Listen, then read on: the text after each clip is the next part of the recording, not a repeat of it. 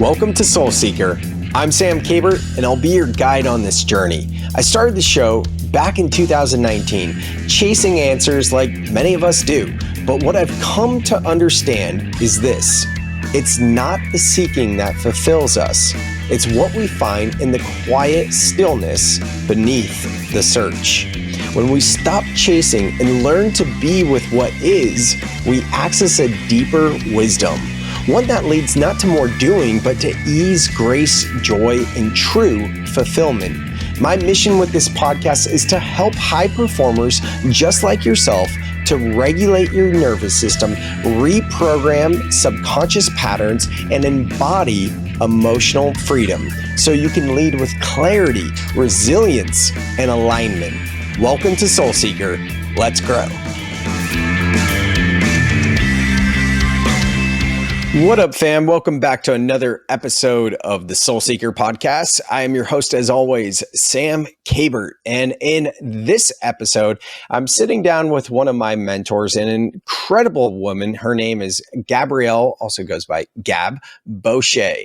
And she's been a mentor and a coach of mine now in this year of 2025. I mean, I've worked with her in terms of mentorship from afar, if you will. You know, we all have those people that we kind of admire, relate to, and we look to their content from the sidelines. This year, I said yes to working with her and her husband, Brian Bosché, and they're both incredible. Gab personally has shared the stage. She is a public speaker. She's shared the stage with Malcolm Gladwell, John Maxwell, Dave Ramsey, and even Rudy Giuliani.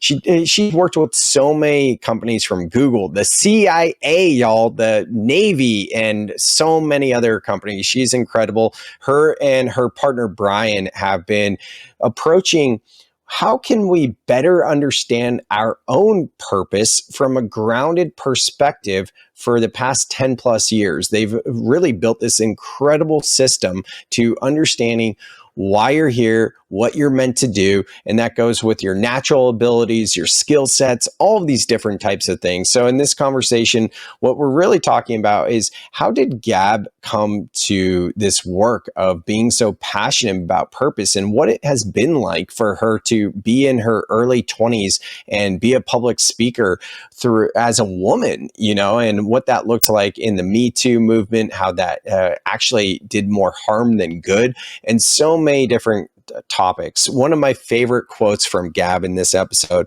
is, "Be curious, not critical." I think in my work and a lot of the stuff that you guys are interested in terms of mindset work and nervous system regulation, you know, when I talk about triggers or different things coming up or recognizing old, outdated patterns of limiting beliefs, so often we go straight to shame and guilting ourselves. But instead of shaming and guilting ourselves, if we recognize that shame and guilt, we can choose to celebrate that because we just built moment-to-moment awareness, which means we can respond versus react. So with her quote of curious, not critical, I think that really applies in these moments when we do that self-reflection. We can be curious about what's coming up as opposed to self-criticizing ourselves.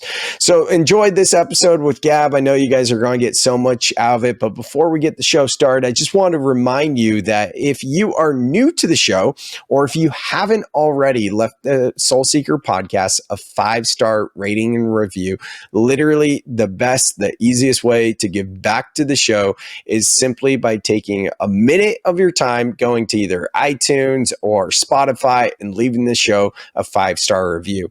You know, I do this podcast because it's really my mission to help raise the consciousness of humanity from this fallen state. So if you're down with that mission, the easiest way to get back to the show is just leave a 5-star rating and review.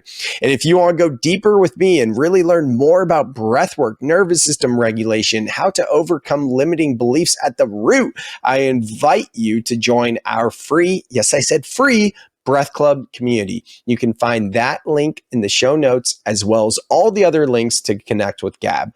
Thank you so much and enjoy this episode with Gab Bosché. What is up, and welcome back to another episode of the Soul Seeker podcast. We are on episode number 289, inching ever closer to 300 episodes. So stoked about that. In this episode, we're going to talk about purpose. We're going to talk about all kinds of things, but we're going to do what we always do here at the Soul Seeker Show. We're going to ground in with some breath. So Gab, for yourself, for me, for all of you out there in listening land, as long as you're in a space where you can close your eyes, not driving your car, not going on a run, those type of things, you can always breathe with us. But if you are able to slow down and take this pause, I invite you to take a seat. Gab, for you, for me, and for all of you listening that can, we'll begin to shut down the eyes and just sitting straight up, feeling your feet on the floor. And through the nose, inhaling all the way up. Sipping in a bit more air at the top. And a big sigh, let it go. Another inhale up. Inhaling, letting the belly and the back body expand and bringing that breath all the way up. Sipping in a bit more air at the top. Hold the breath, rolling up the eyes. And sighing out, let it go, let it go, let it go. And one last one, inhaling all the way up till you can't get any more breath, and then just sipping in a bit more at the top. Hold the breath, roll up the eyes, relax the jaw, and sigh it out. And here we are. Here we are. Gab, welcome to the Soul Seeker podcast. Stoked to have you here. My friend, I am so honored to be a part of here. And thank you so much for exposing your community to our amazing message on purpose. And I am so excited about hanging out. This conversation is going to be so good. Yeah, it's been amazing to learn from you over the past couple of years. You know, I was on the sidelines for a long time, just seeing your webinars and your trainings in terms of how to really articulate your message and reach a wider audience from the stage and as a coach, consultant, all the things. And I recently had the opportunity to drop in with you and your partner, Brian, in both Dallas and Alabama, and stoked to be here now. But for those of our listeners that may not be familiar with your story, could you tell us a little bit how you went from what life was like in college, what you thought you wanted out of life, and then how you made that transition into speaking?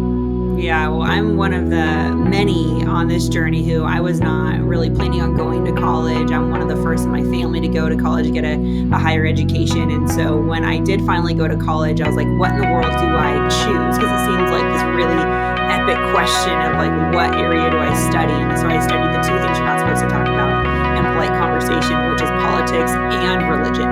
So I really doubled up on those two topic areas. And like most people, when I went to college, I wanted to change the world. And so I was like, if I study two things that people are really passionate about, two means that most people use to try to make the world a better place, will I finally get there? And so after many years of working in and out of the government, working in and out of politics, working in and out of religious organizations, nonprofit organizations, you name it, I tried it, just trying to change the world. And then I finally came to this key component, which is what we speak so much about now, which is what is my purpose? What is the best of what I have to help other people? Not the job that I do for other people, not the role that I play in my relationships, not what I necessarily even get paid for, is what is the best of what I have? What is the thing that I'm ultimately going to be able to contribute to the world? And so walking through that process, and I'm a nerd, and so anytime someone gives me advice, I like challenging it and kind of going a couple different levels deep. The 7 levels of why is a really powerful practice that I've used to be able to kind of get to the foundation of why is something truly important to me. And so when you ask 7 levels deep,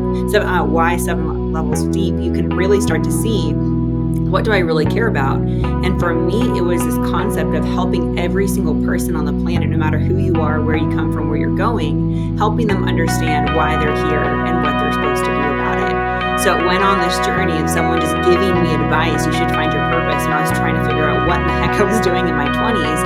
And then that turned into a lifelong journey of applying the scientific method to something that many people think is either esoteric or too confusing or too inconvenient, which is this concept of purpose that you and I are so passionate about. Yeah, I know you and Brian did a lot of research and studying and all the things to get to where you're at now in terms of your purpose assessment quiz, and then also training people in purpose in large organizations at scale. I think you're doing one organization with like 16,000 employees. Is that right?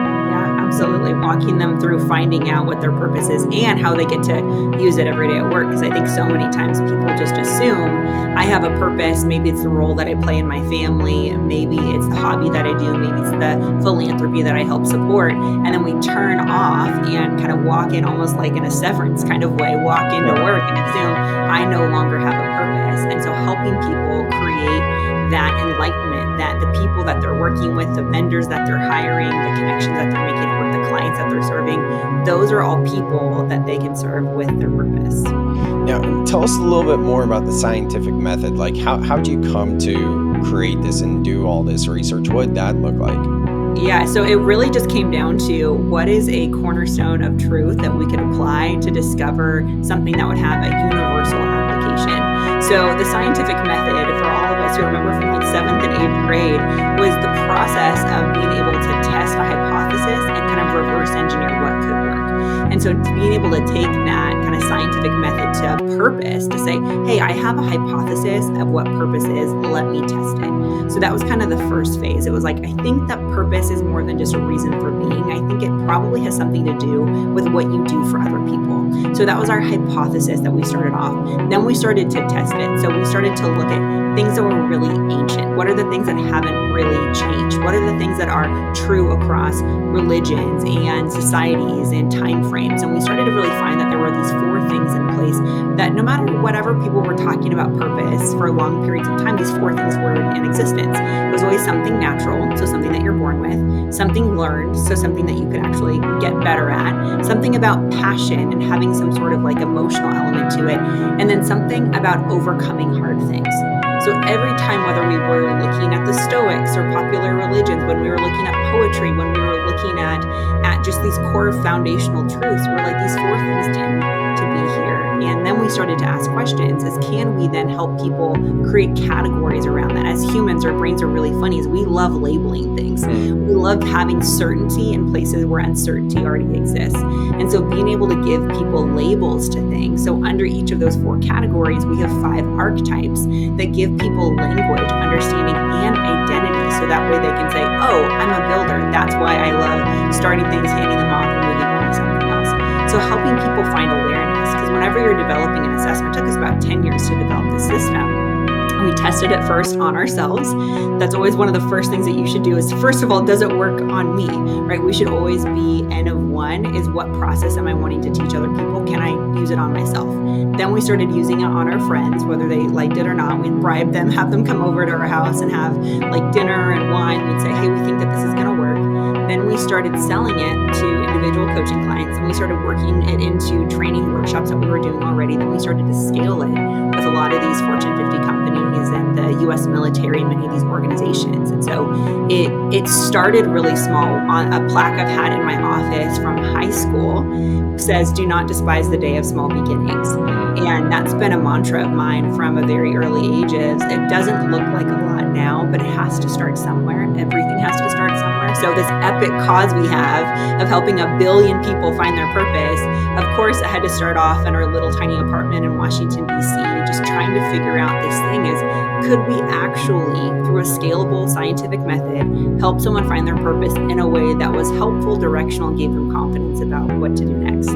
Yeah, that's absolutely incredible, because I know with me, like, I totally identify with like having that shiny object syndrome. And one of the things my dad ingrained in me as he and my mom owning a business together and being entrepreneurs is like, too many people just plan.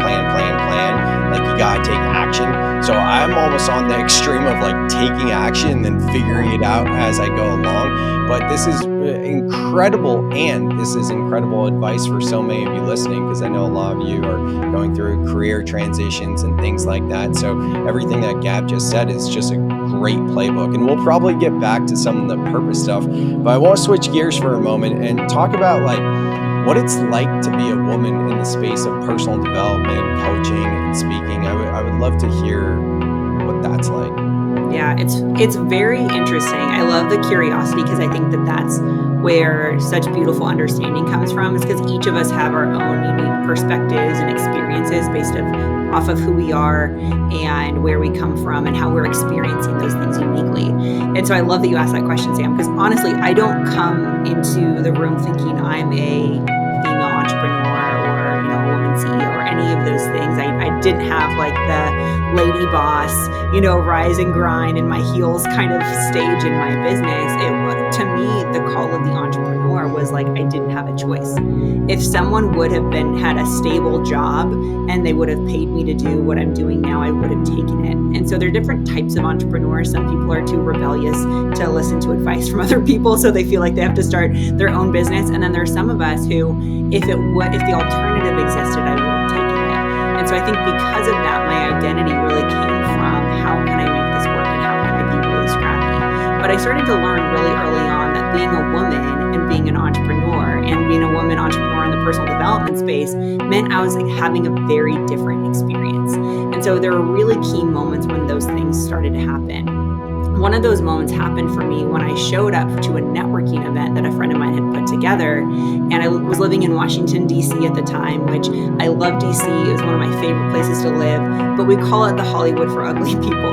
And we call it that, or we call it nerd prom too. And like literally people just call it that because it's really funny. It's a lot of people who are like nerds like me, who are like class presidents and like people who weren't cool in high school or whatever, all coming together. So we weren't really good at socializing in high school. So we get really good at socializing as like interns and in our 20s. And so they were putting on this networking event, and I'm like a fairly confident person and I could talk to a wall. Like I really enjoy learning about people. And I walked into this room and for whatever reason, my energy was off. I probably wasn't doing my breath work like you led us through.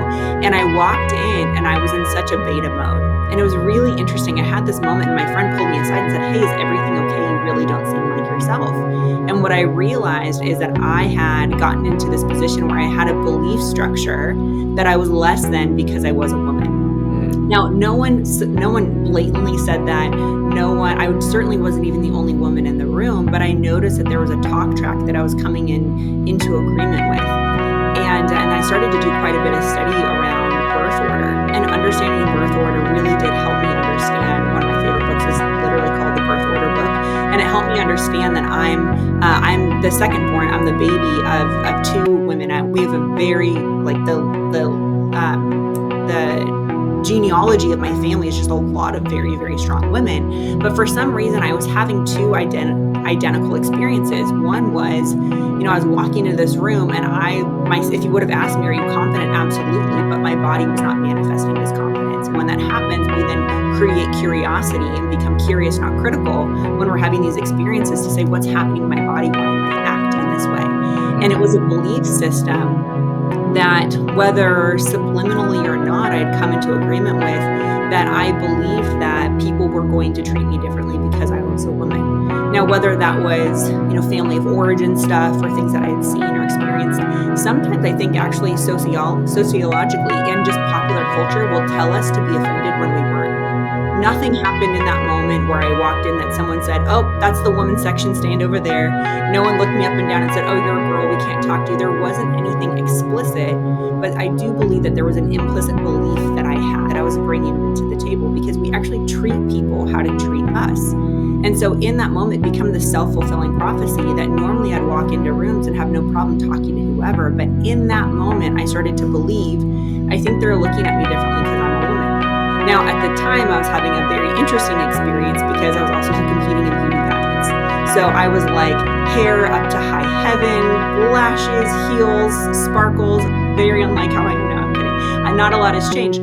But what I learned in that moment is I had a belief system of, oh, people think that you're too pretty to be smart, or people aren't going to take you seriously. They're going to think you're, too smart to be pretty. People think, oh, you're just doing these beauty pageants. And truthfully, I'm an Enneagram 3. And so beauty pageants were great for me because I'm very competitive and I needed somewhere to put all of my energy. But it was interesting to see the interactions and how I actually started to create tension in these interactions that wasn't necessarily there because of a belief structure that wasn't true, but I was accepting it as truth. Yeah, I love all this so much because this is the work that I'm into, nervous system regulation stacked with subconscious reprogramming. And to your point, like we can think that we're confident, right? But if we don't truly feel that in our subconscious and our unconscious, 95% of our awareness, and we don't feel that in our body, then to your point, it's not going to manifest that way. And curious, not critical. I'm going to highlight that for everyone listening because that's I've heard you say that, and I think now that we're having this one-on-one dialogue, it's landing differently, right? Because that's something I say a lot, not in that kind of way, but it's about building awareness. And a lot of times when we get to this realization of something, there's shame and guilt that comes there. And one of the things that I say is like, hey, if you notice the shame and guilt, then celebrate that because you just built awareness and now you can respond as opposed to subconsciously react. And that is what being curious and the shadow work is all about as opposed to critical. So that's dope. Really enjoy that. So fast forwarding a bit, like what's the climate now? Because I know you and I were talking when we were out there in Alabama, I like to say Bama, about women and things like that. I mean, the conference you guys did was incredible. It had some amazing speakers like Dave Ramsey. And one of the things I mentioned to you was like, there's 10 plus speakers or something, and they were all men. And, I'm a California guy, and you grew up in California as well. Yeah, just, it was a different, it was very religious and a lot of men. And that's how we started this conversation about women. Could you speak to some of those things in terms of women, not the religious stuff? Yeah, it's very interesting walking into the room and and being the only. And so everyone can have their own experience of what only means. And so in this instance, my only was I'm the only woman. And I've been on the professional speaker circuit for over 15 years. So it's not unusual that I'm the only woman. For a very long time, that was kind of my niche market, was that I was the only woman and I was the only millennial at the time. That was actually a big part of my business is instead of looking at me being the only as something that I apologized for, I actually featured it.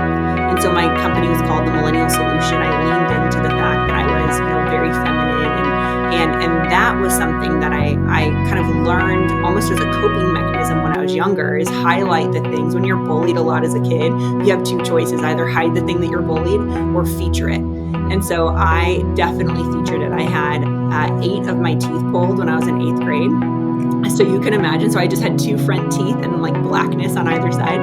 And Like cavities, or what's that about? no, I just had baby teeth, and I just my teeth hadn't fallen out, and so I just had this very epic adventure of being in middle school, going into high school, and just having really a janky smile.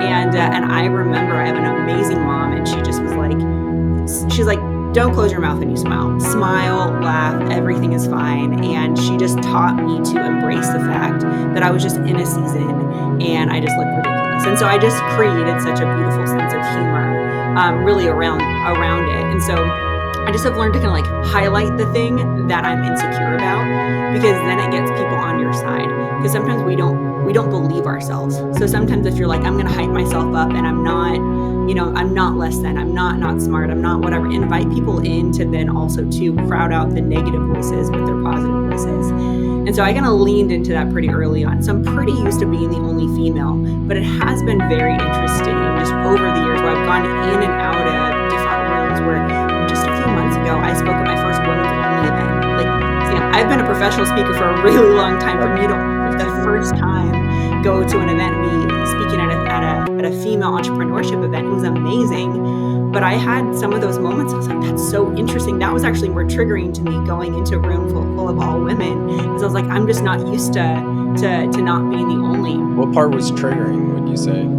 I think, well, having been so bullied for such a long time. The sister wound.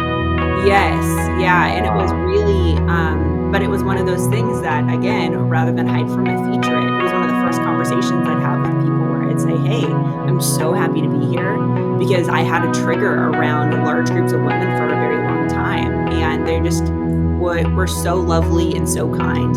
I think it's one of the most important things that you can do when you're paying attention to something that hurts and you're in a safe space, to be able to communicate your needs and communicate your feelings, and to have that kind of moment of connection and vulnerability. One of my core values is go first. And so if I ever see someone, if I want to have a relationship with you, I'm not gonna be like, oh man, I wish Sam would call me. I wish Sam would connect with me. Man, Sam's so cool. I want to be friends with Sam. I'm not gonna wait for you to like hopefully pick up on my energy I'm putting out there. I'm just gonna go first and be like, hey Sam, I think you're a really great person. Can we get together and connect? So I just will always go first whenever the situation arises.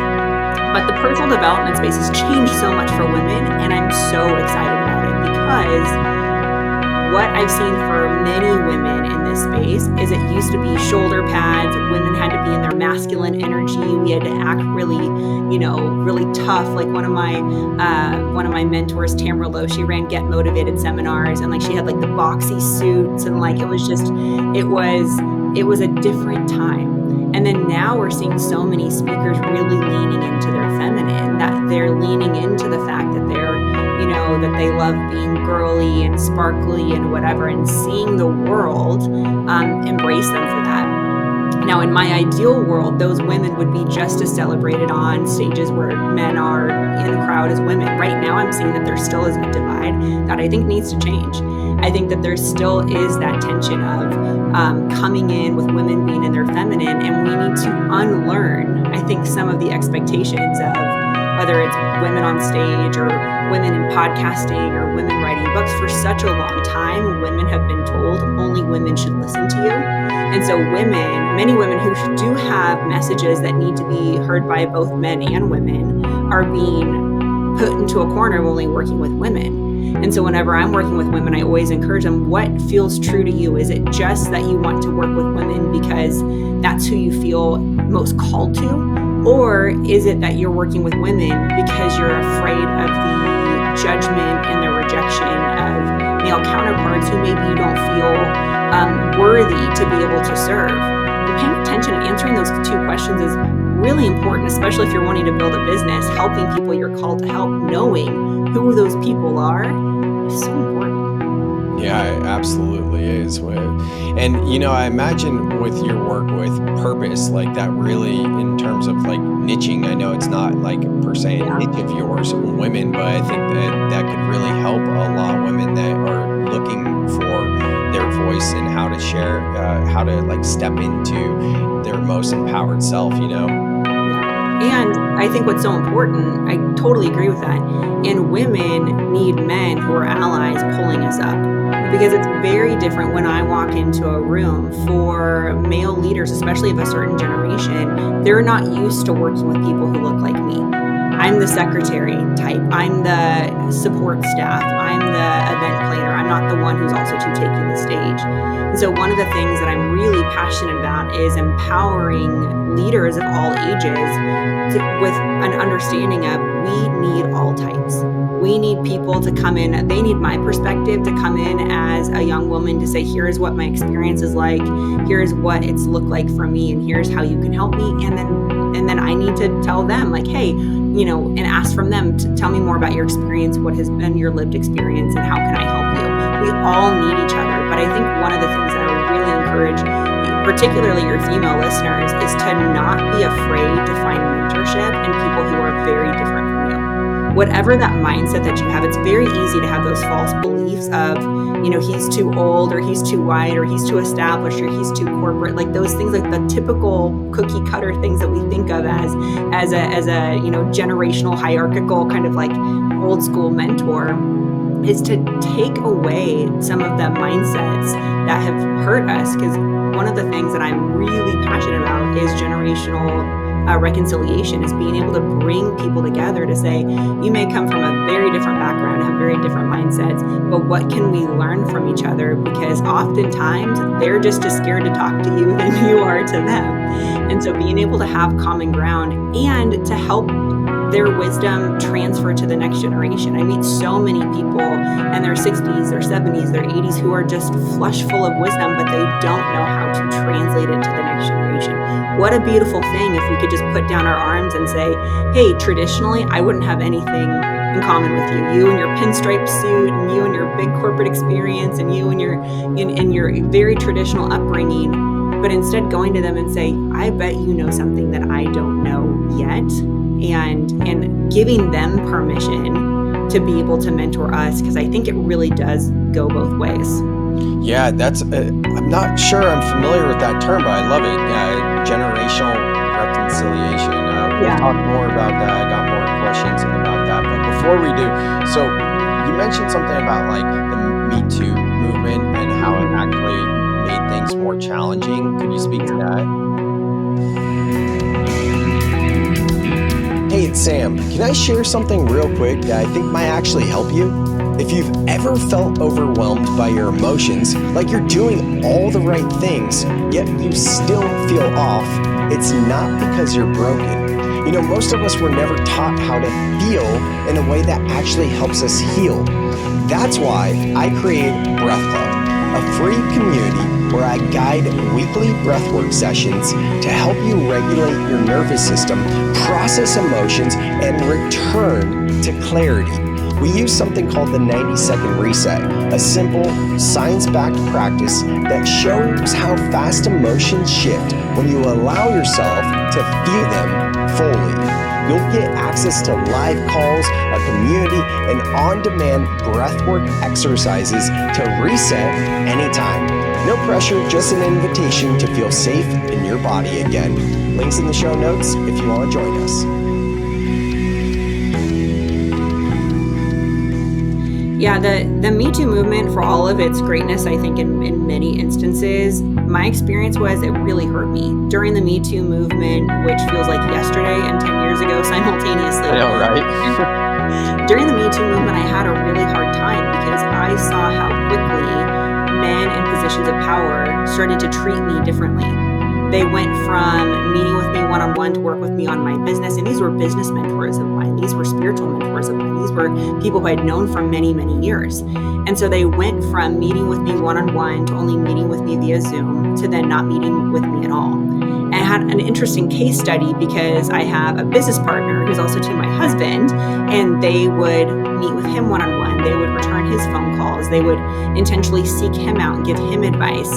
And so it started to see the distinction, the splintering of how men of a certain age really started to, because I didn't see it as much with men my age and men who were younger. I did start to see it with kind of older generational men who were very afraid of getting canceled. And so because of that, their fear of the perception of infidelity or anything just that whispered of something that was inappropriate, their fear of being found out caused them to sever a relationship that was beneficial for both of us.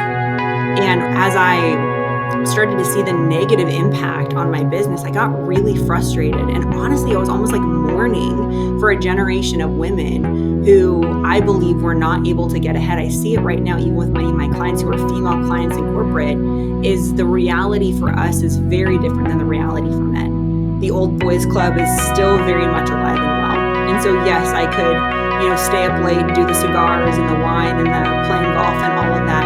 But there's just some realities that, at least in my experience, number one, I don't want to stay up that late. I'm tired. I have a very long face care routine that I got to get into. Like, I just can't physically do a lot of the things that men of that generation really enjoy doing. So part of it is just the hobby factor and the relatability factor. And it's human nature, right? We like people who are like us. That's just the tribalism. That's just how it is that we're kind of formed and created and how we've survived. But it comes to a certain point, and I really think that women need to be open and create conversation because it's on us. I think a lot of times when we see impropriety in other generations, we can say, well, something's wrong with them, and like they just need to we just need to shut them off and like start all over. They still have so much to give, and honestly, some of it is just the unlearning. My mom's turning 80 this year, and the curiosity I've seen in this woman has been amazing. The connection, she went from living in a suburb in Northern California to living right now next to me in downtown Dallas, and her friend group has changed, her curiosity has changed. I mean, what she does on the weekends has totally changed because she's just made herself open and said, we come from such different perspectives. I want to learn from you. I want to create a relationship with you. I want to do life with you. And so I've just seen it so many times that there's so much more hope in that older generation than I was expecting. But I think it's it's a very real problem that I think the Me Too movement was going to help us, but I think it's actually set women back in a very real way. Yeah, it really seems that way in a lot of ways, the way you are describing it. And as I feel into it more, like, what I guess the question that's coming up is like, what can we actually do about it? Like, what are your thoughts there? Yeah. I mean, I think the number one thing is for women, if you want to have a mentor who is a man, is to be, number one, aware that that their relationship with you may look and feel different, and just to be kind and to not be judgmental.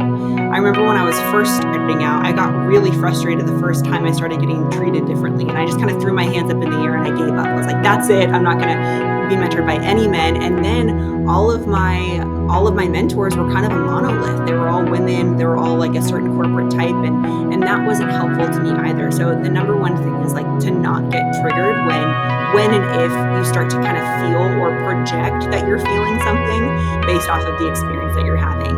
I think the second thing is getting in the room. Developing relationships can take time. And so that means going where those people are going. It means paying attention to and reading what it is that they're reading. There's different types of mentorship as well. There's direct mentorship where it's like, you and I might sit down and have, a mentoring relationship that way. Then there's mentorship by proximity, where I might just be sitting near you and watching what you're doing and observing how it is that you're doing things. I can learn that way. And then there's mentorship by inspiration and practice, like listening to your podcast, reading your books. So all of those are appropriate. So if I have a top mentor, and what I like to do is I have kind of a board of advisors. So I have a board of advisors for my marriage. I have a board of advisors for my own mentorship. Chat. What? For chat?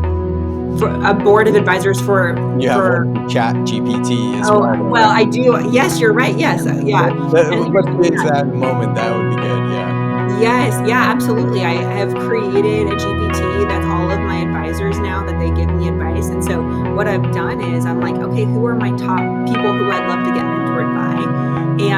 And then I will pay attention to what they're reading. I will follow them on social media. I more like stalk them. I call it stalking success. And I'll seek to put myself in rooms that they're going to be in, going to conferences, joining their masterminds, those types of things. So if you can get in the room, even better, to create that connection and to create that relationship. And then I think the third thing is just to call it out. If there's a situation where you feel like someone's treating you differently for being a woman or being an only, whatever that looks like for you, it's completely appropriate to respectfully identify what it is, so that way it can be brought to light and discussed. The more we apologize for other people's behavior, the more we pretend like it's not a thing, the more shame we create for ourselves, and the more bitterness we actually insert into a relationship, which if we address it appropriately and with kindness and honor, I actually think both parties would just benefit so much more if we're just honest when we say, hey, when you canceled the meeting last minute with me, but then decided to go out with my male colleague, this is how it made me felt. This is what it looks like. And I just want to make sure that we're on the same page. It's totally appropriate and kind to do so. Yeah, I love that you bring that up in regard to apologizing, So this isn't just like a gender specific thing. We all do it. I think if we were to put what's the word I'm looking on? It's not cliche, but I'll roll with that. Cliche on it. It's typically more women that's, oh, I'm sorry, right? But we all do it. And, to say I'm sorry is really robbing the other person and yourself, as opposed to saying something like, please forgive me, or reframing it another way. But what are your thoughts on that? To just go a little bit deeper on like this quick reaction of just like apologizing.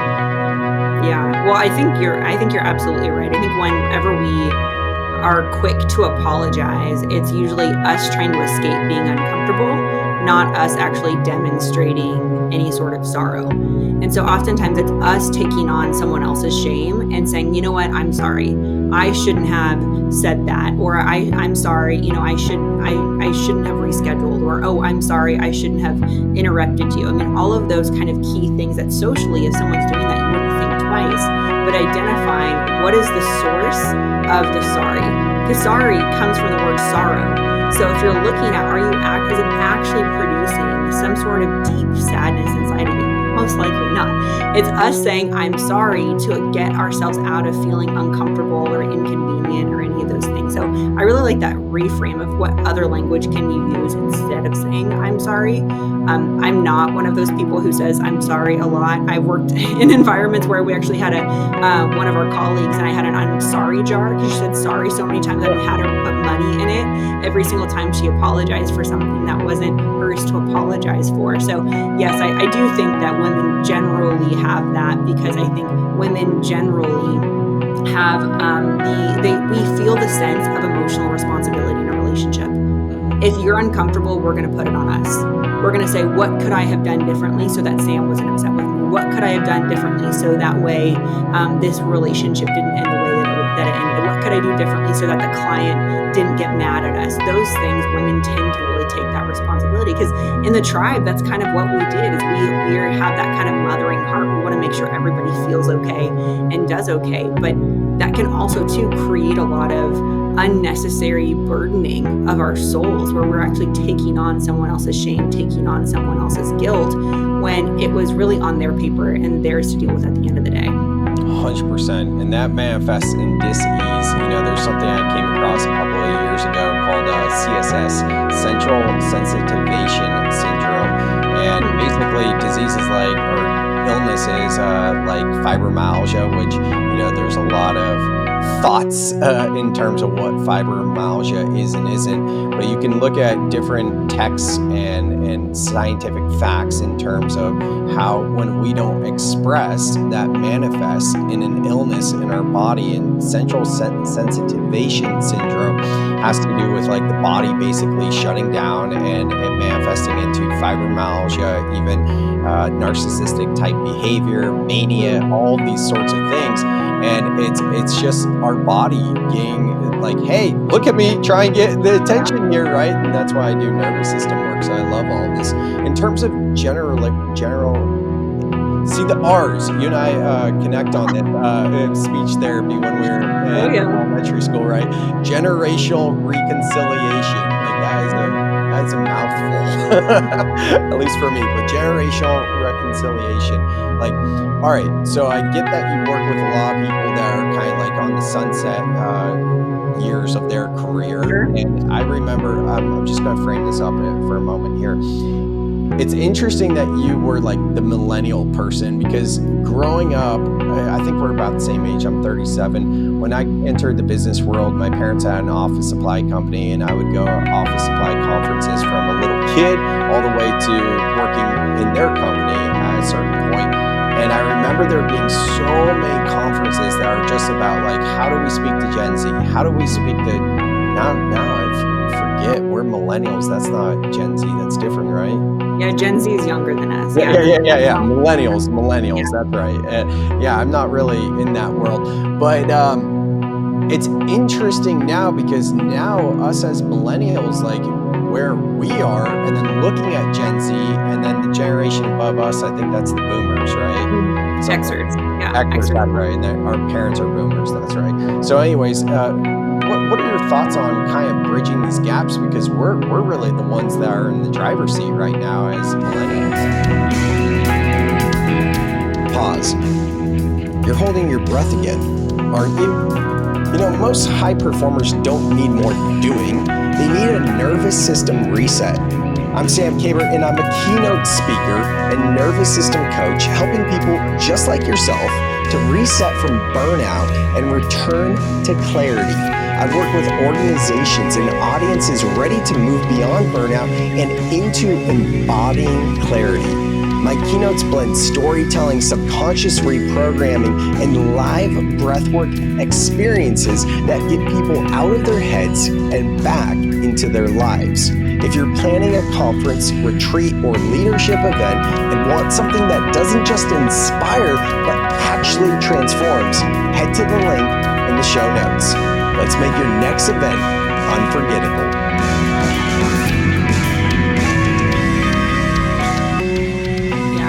Yeah, I mean, to be a millennial right now is to be living in two different worlds, in that we have been criticized from a very young age of being different, and now we're in leadership and we're struggling with how different do we want to be.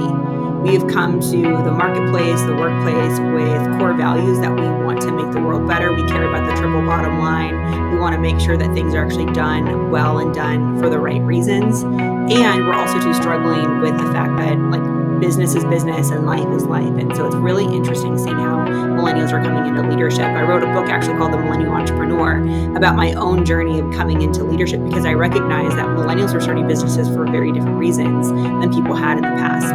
And so a lot of it was time freedom and economic freedom, but more than anything, I did about a 2-year-long study where I interviewed millennial entrepreneurs who were different phases of starting businesses.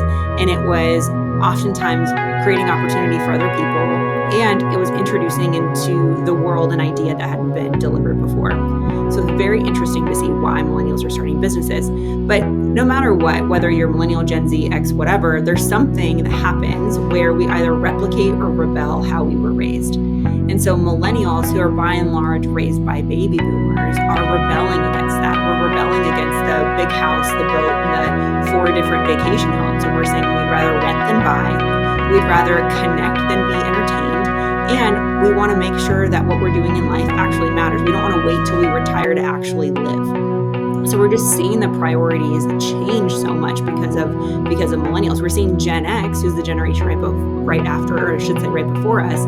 They rebelled against their parents because they were known as the latchkey generation, that they came home with a key around their neck, let themselves in, got their bagel bites, watched MTV, and that was it. So they're rebelling against how they were raised, and they're really going family first. It's changing the real estate market. It's changing the work from home space, where Gen X is really presently parenting because they were not presently parented. So it's very interesting to see how the next generation, and so we've got Gen Z and then now Gen Alpha, this next generation, and what is it about our generation are they going to replicate? And what about our generation are they going to rebel? And I'm not just talking about genes and social media trends. It's what are foundational things that you and I have decided to come into agreement with it. That's kind of the theme, the banner of being a millennial. What about who we are and what we believe and how we act? Or are they going to say, that didn't work for them, I want to try something different?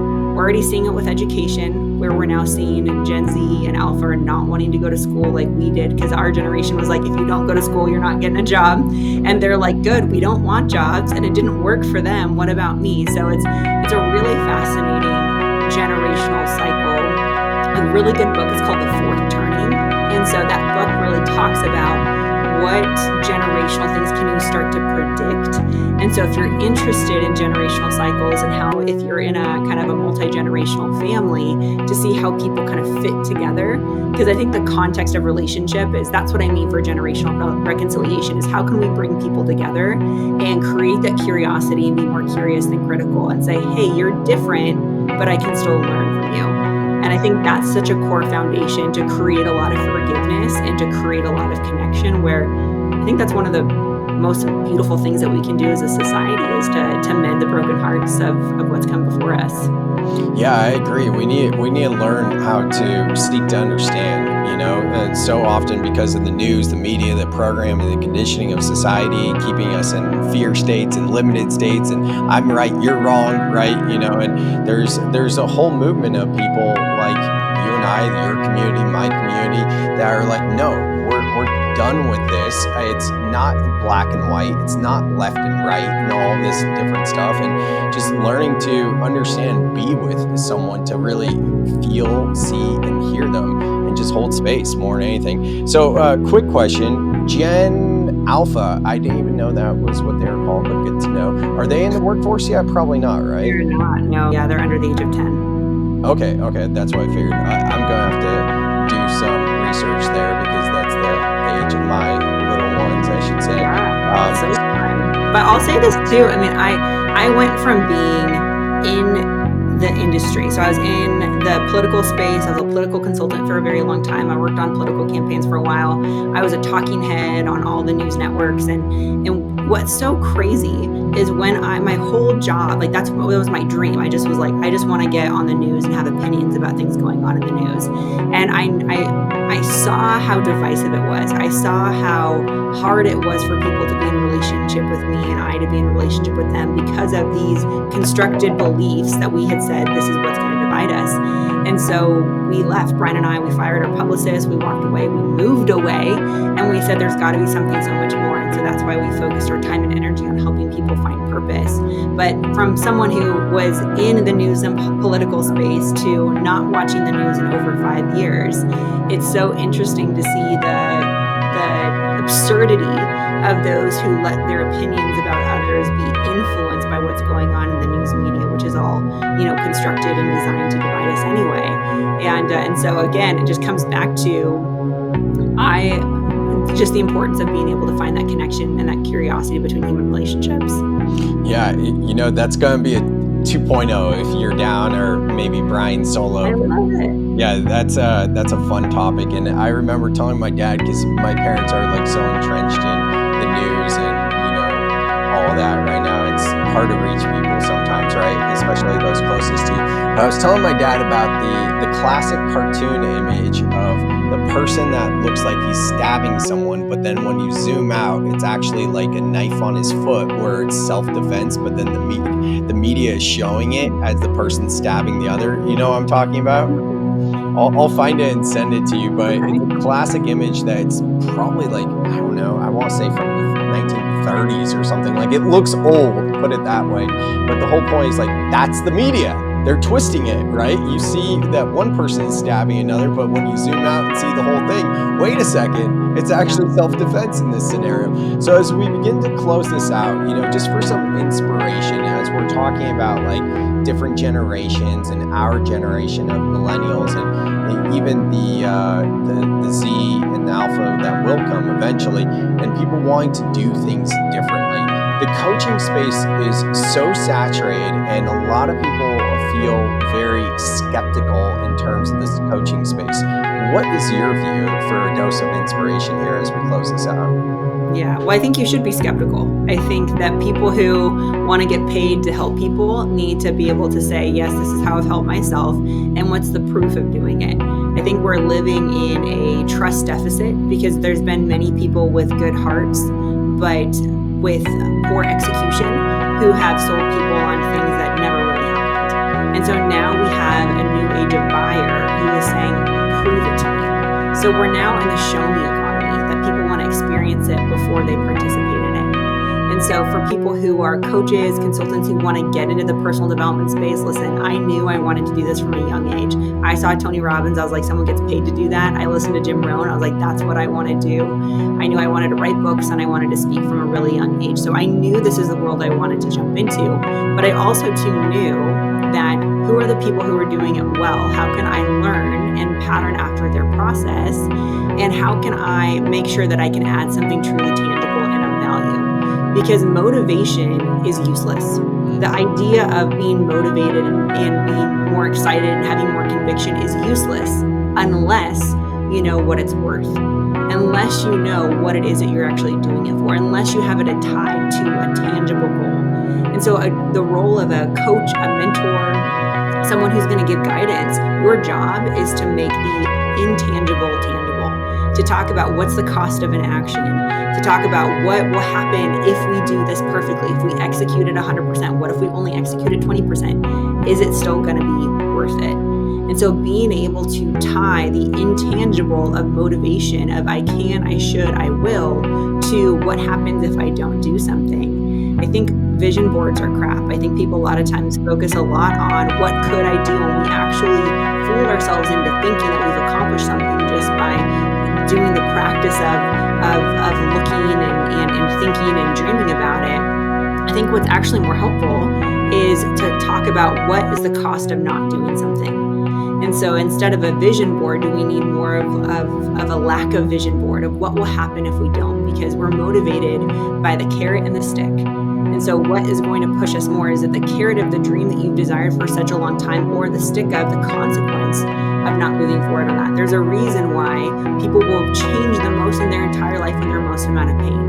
After a relationship fails, after a disease comes, or after a layoff happens, after a company creates a bankruptcy. We create the most amount of change in our life when we have the most amount of pain. And so how can we not wait for those moments to happen? I never wish anything like that on anyone. How can we create a traumatic event in our head to say, what will happen if I don't?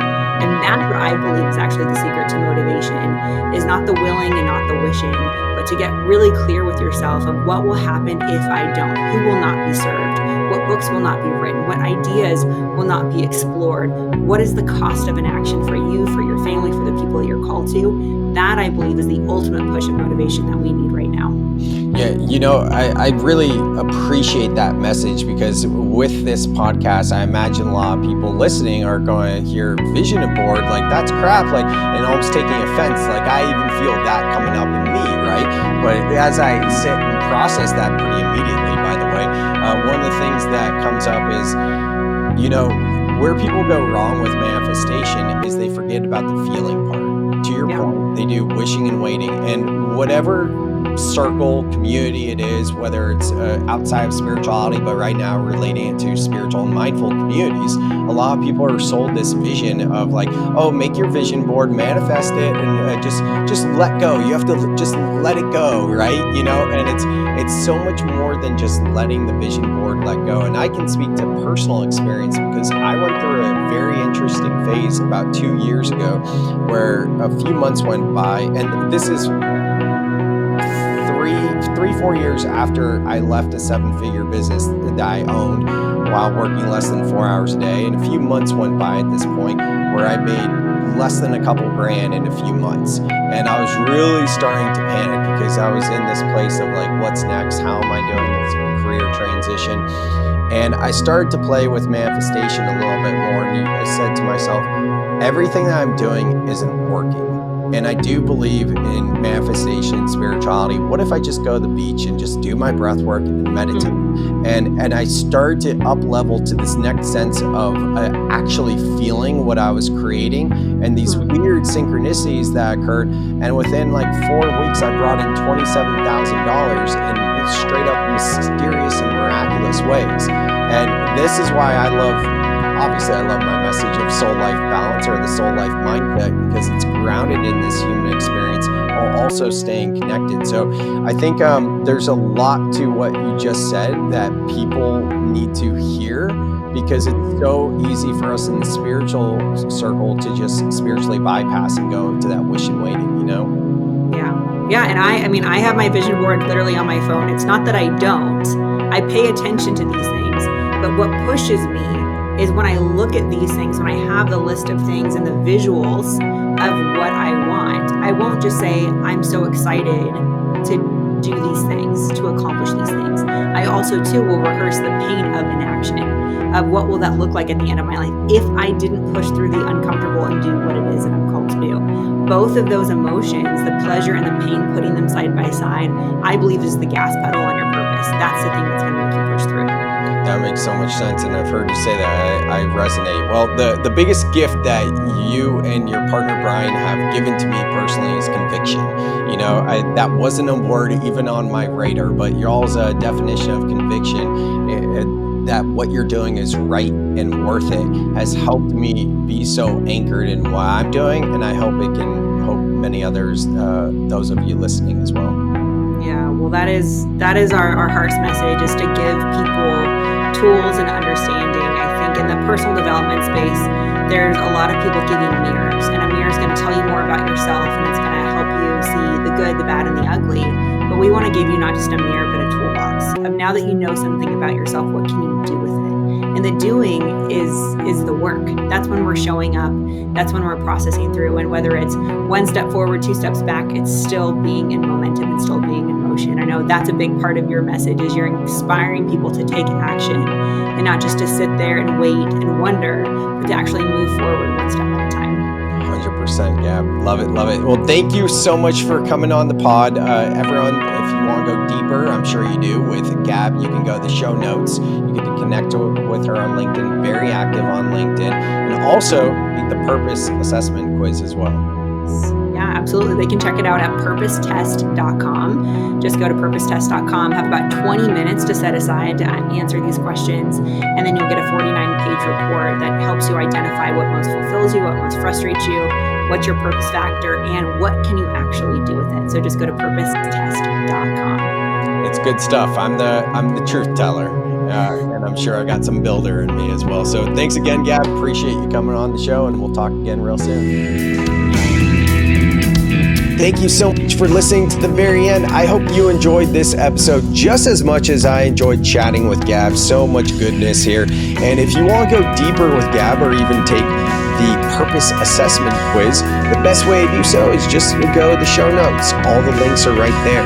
And if you want to go deeper with me and really start to address your limiting beliefs or emotional blocks or anything like that at all, or just learn how to regulate your nervous system with breath work, the easiest way to do so is to join the free Breath Club. You can find the link in the show notes to join the Breath Club today. And I will see you on the next episode of The Soul Seeker.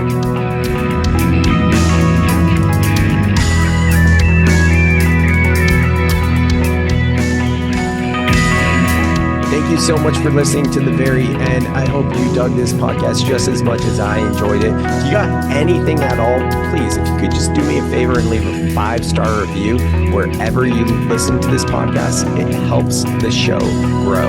So thank you for considering to leave a review. If you want to go deeper with Soltara or Elan, you can find the links to connect with them in the show notes. And if you want to work with me, the best way to work with me, the easiest way to work with me is the free way, and that's by joining the Breath Club. The link to the Breath Club is in the show notes. And also know that I'm available for one-on-one support, that is coaching and guidance, as well as keynotes and breathwork journeys for conferences and events. Thank you so much, and I will see you on the next episode of The Soul Seeker.